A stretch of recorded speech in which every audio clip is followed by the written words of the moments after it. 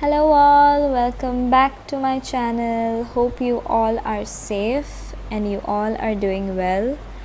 So today I am going to do a watercolor pencil tutorial. It's gonna be pretty basic.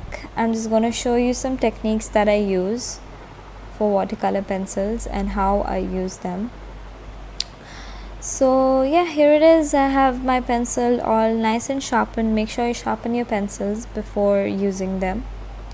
The tip is supposed to be very sharp for good detailing. A watercolor sheet, and few brushes, clean brushes, tissue paper for wiping out the excess water from the paint, and a glass of water, clean water. So I'm gonna draw few flowers. I'm just gonna make the video very basic here, nothing more complicated, just a little small basic video. I've drawn 1 2 3 4 5 6 flowers.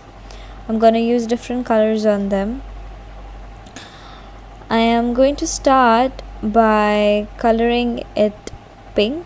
So what I do is, first I color the drawing, and then I take my brush, I wet it with water, and then I apply it on it. As you can see, the color starts to get a bit intense.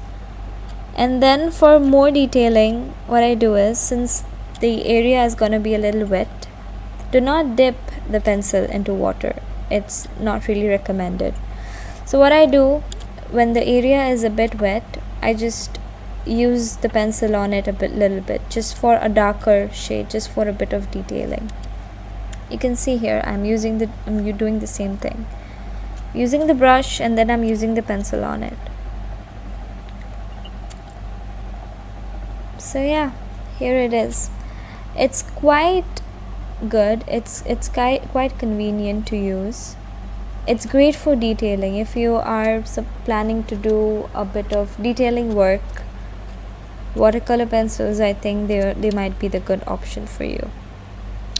You have different options. I was actually planning to buy the Faber-Castell ones, but I couldn't find them.